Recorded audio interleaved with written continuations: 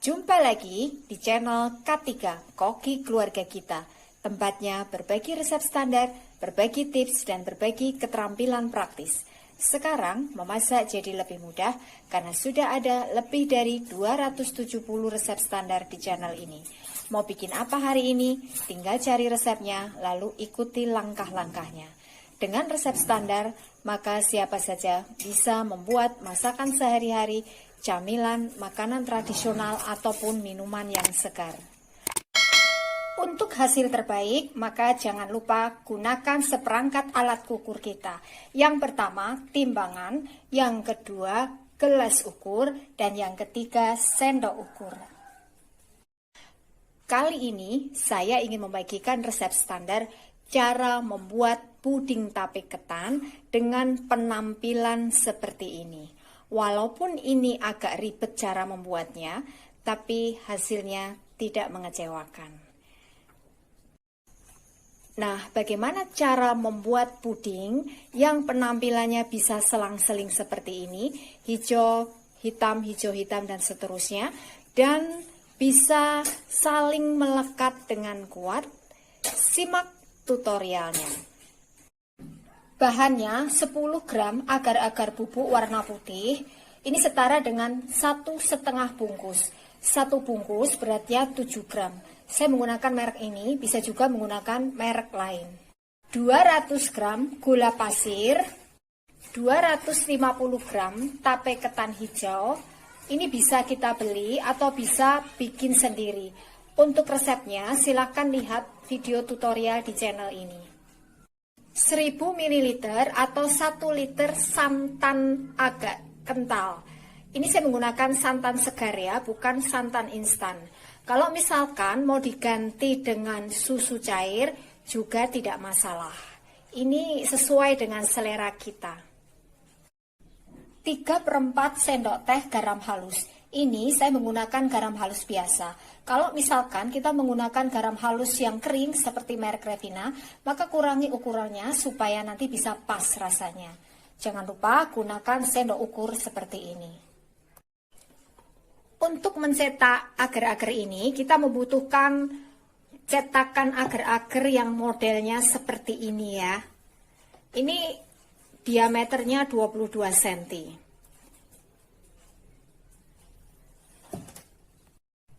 Langkah pertama, campur gula pasir, agar-agar bubuk, dan garamnya ya. Ini kita aduk sampai tercampur rata. Kemudian masukkan santannya. Lalu ini kita masak sampai mendidih. Karena ini menggunakan santan ya, jadi kita harus sering-sering rajin mengaduknya ya, supaya santannya tidak pecah. Kita masak sampai betul-betul mendidih. Ini sudah mendidih, kita biarkan kurang lebih 1 menitan ya, biar matang sempurna. Orang sini bilang tanak, jadi nanti hasilnya tidak cepat basi ya. Kemudian kita matikan apinya, supaya nanti hasil pudingnya, tapenya tidak mengendap di satu tempat, tapi bisa menyebar. Maka tape akan kita masukkan setelah adonan agar-agar ini agak mengental ya. Jadi ini kita aduk-aduk terus sampai uapnya habis dan adonan agar-agarnya agak kental. Jangan dibiarkan ya, supaya tidak mengeras. Jadi ini kita aduk-aduk terus.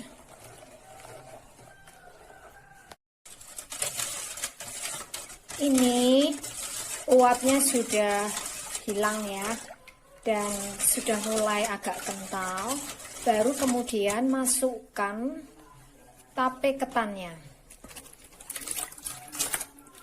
Kita aduk-aduk sampai tercampur rata.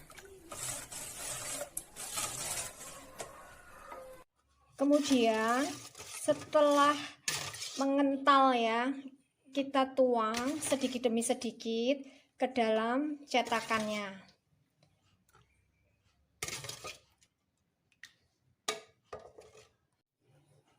supaya nanti hasil tapenya ini bisa menyebar ya. Sebelum betul-betul membeku, ini kita aduk-aduk seperti ini, sehingga nanti tapenya tidak mengendap di satu tempat. Lalu ini kita diamkan sampai betul-betul mengeras ya. Ini sudah keras, lalu ini kita keluarkan dari cetakannya. Lalu kita ambil separuhnya, yang separuh kita sisihkan dan yang separuhnya kita potong-potong sesuai dengan lekukan-lekukannya ini. Setelah kita potong-potong seperti ini, lalu ambil satu bagian, kemudian kita tusuk-tusuk dengan garpu. Jangan terlalu dalam ya, supaya tidak hancur. Sebaliknya juga. Kemudian kita tusuk bagian atasnya seperti ini. Lalu kita atur kembali di cetakannya ya, tapi ini mengaturnya selang-seling seperti ini. Jadi kita kosongi ya, kita ulang. Ambil satu iris, lalu kita tusuk-tusuk dengan garpu, jangan terlalu dalam biar tidak hancur. Kemudian sisi satunya juga kita tusuk-tusuk seperti ini. Lalu bagian atasnya seperti ini. Kemudian kita letakkan ke dalam cetakannya, tapi selang-seling ya. Lakukan hal yang sama sampai semuanya selesai ya. Karena saya menggunakan loyang dengan lekukan jumlahnya 18, jadi nanti saya membutuhkan 9 iris untuk ditata kembali ke dalam cetakannya. Nah, ini hasilnya yang sudah ditata kembali ke dalam cetakannya ya. Pastikan tangan kita dibungkus dengan sarung plastik atau pakai plastik juga bisa, untuk menjaga kebersihannya ya. Karena ini nanti tidak kita masak lagi, langsung kita sajikan. Kemudian untuk sisanya ini nanti akan kita gunakan sebagai penutupnya. Itulah sebabnya bagian atas tadi juga harus kita tusuk-tusuk dengan garpu supaya nanti lapisannya bisa menempel dengan baik. Bahan berikutnya, 1 bungkus agar-agar bubuk, ini beratnya 7 gram, 125 gram gula pasir, 150 gram tape ketan hitam. Ini kita bisa bikin sendiri ya. Untuk resepnya silakan lihat video tutorial di channel ini juga. 700 ml santan agak kental. Ini saya menggunakan santan segar, bisa juga diganti dengan susu. Setengah sendok teh garam halus. Ini saya menggunakan garam halus biasa, bukan garam halus yang kering seperti merek Revina ya.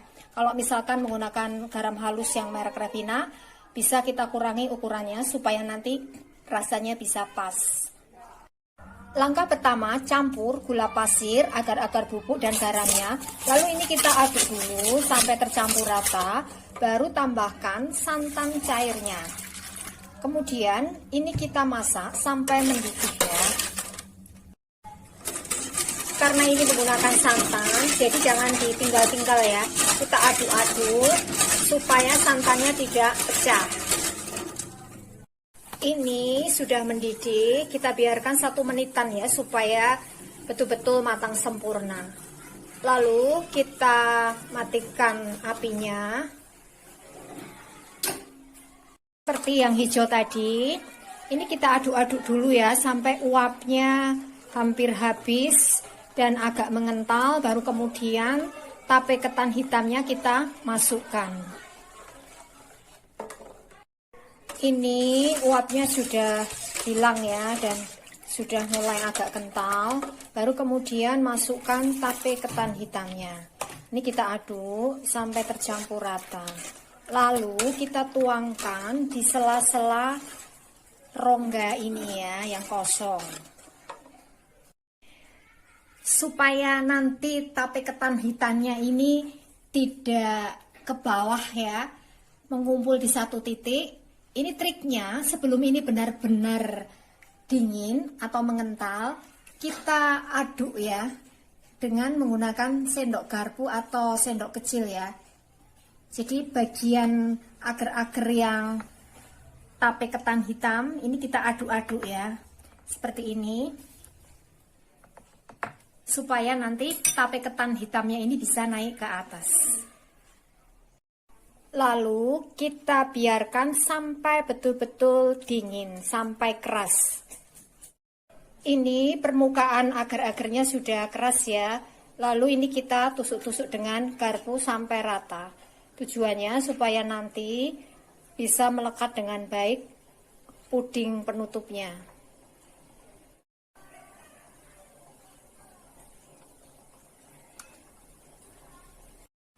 Langkah berikutnya, sisa agar-agar ketan hijaunya tadi kita potong kecil-kecil, lalu ini kita masak kembali ya sampai betul-betul mendidih.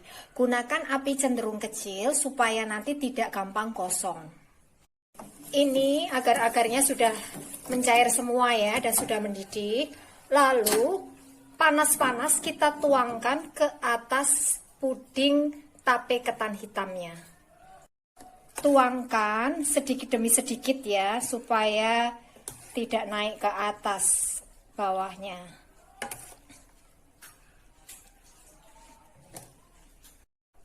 Jadi ini menuangkannya harus panas-panas ya, supaya nanti bisa menempel dengan baik. Kemudian ini kita biarkan sampai betul-betul dingin, sampai keras. Nah, ini hasilnya yang sudah jadi ya. Penampilannya sangat menarik. Walaupun tadi sangat ribet cara membuatnya, tapi hasilnya tidak mengecewakan kita. Ini rasanya manis legit dan gurih. Untuk hasil terbaik, maka kuncinya yang pertama, supaya tape ketannya baik yang hijau ataupun yang hitam bisa menyebar, tidak mengendap di satu tempat, maka setelah kita tuangkan ke dalam cetakannya, kita tunggu agak kental, kemudian kita aduk-aduk supaya tape ketannya ini bisa naik ke atas. Yang kedua, supaya puding tape ketan hijaunya ini bisa menyatu dengan yang hitam, maka tusuk-tusuk dengan garpu kedua sisinya dan juga permukaannya. Yang ketiga, supaya setiap lapisannya ini bisa menyatu dengan baik, maka tusuk-tusuk permukaannya dengan garpu sampai rata. Yang keempat, tuang puding penutupnya dalam keadaan panas-panas ke atas lapisan puding yang sudah kita tusuk-tusuk permukaannya dengan garpu. Ini adalah resep standar. Jadi, dengan resep standar, maka siapa saja bisa membuat puding tape ketan yang penampilannya cantik dan rasanya manis legit gurih. Terima kasih telah menonton video ini.